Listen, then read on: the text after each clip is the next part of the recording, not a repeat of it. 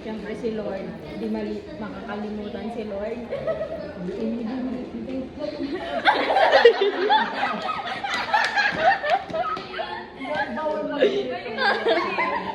Ngayon magbabag-grade ako sa mga babae kong kaklase. Bag nga pala ni Gwen yung una nating titignan. Ano kayang mga nasa loob nito? Meron nga pala siyang notebook, highlighter, wallet, meron din siyang pagkain. Tingnan naman natin yung isa pang bulsa.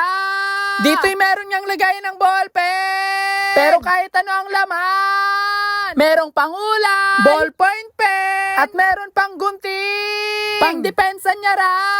At meron pa talagang trash bag. Meron pa nga palang isang bulsa na ang laman ay essentials niya raw. Tinanong ko nga pala si Gwen kung saan tong mga to nilalagay. At sabi niya sa labi raw. Meron pa nga siyang V na napakalaga raw para sa kanya.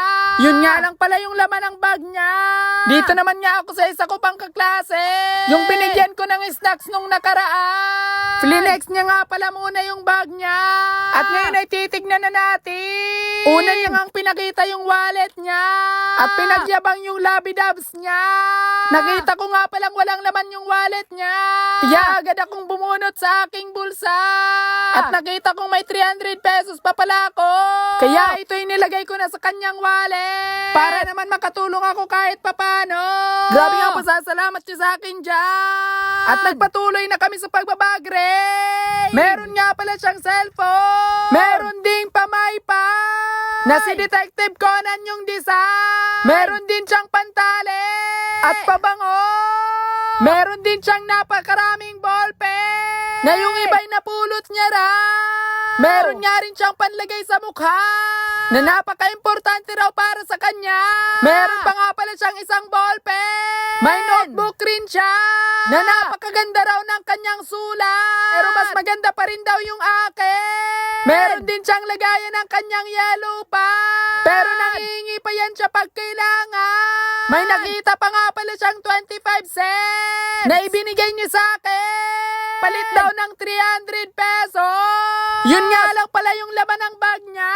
At lilipat naman ako sa isa ko pang kaklase. Kay Cory naman nga yung titignan natin. At ito yung laman ng kanyang bag. Meron nga pala siyang cellphone, mini fan. Meron din siyang tsinela. Pinagtawanan nung isa kong kaklase. At nadamay na rin ako.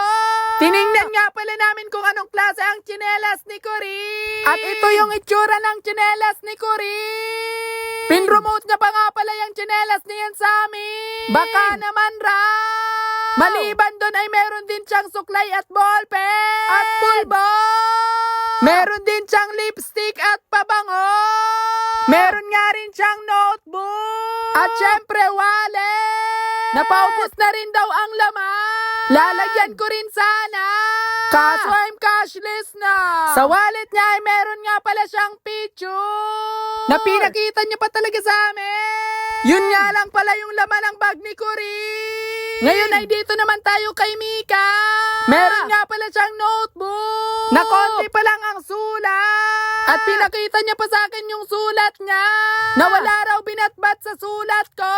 Meron nga rin pala siyang na kung ano-ano ang laman. Meron ding charger. May cellphone din siya. At dalawa pa talaga. Meron din pala siyang AirPods. At ito rin yung wallet niya. Di makakalimutan si Lord.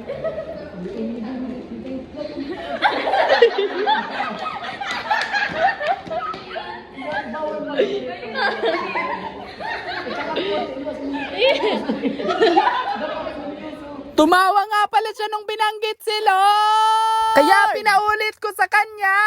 Di kasi dapat natin pinagtatawanan kapag about kay Lord. At ito na yung take 2. Kung saan pinakita niya yung rosary niya. Nagsidatingan na nga pala dyan yung mga kapal. Yan pala yung ibang laman ng wallet niya. Habang nasa likuran namin yung mga solid kapal. Yan nga lang pala yung laman ng bag ni Mika. Dito'y nakuha na naman ang mga kapay itong cellphone ko. Gustong gusto na naman makita sa vlog. Kaya pinagbigyan ko na. Kay Princess naman nga yung i-raid natin. Meron nga pala siyang salamin. Meron din siyang mini fan. Wallet. Meron din siyang payo. Meron din siyang na ang laman ay kung ano-ano. Meron nga rin pala siyang lagayan ng yellow tulad kay Miriam. Meron din siyang coin at yun lang ang laman ng bag niya. Yun nga pala yung laman ng bag ng iba kong kaklaseng babae. Yun lamang sa ngayon. Bye-bye!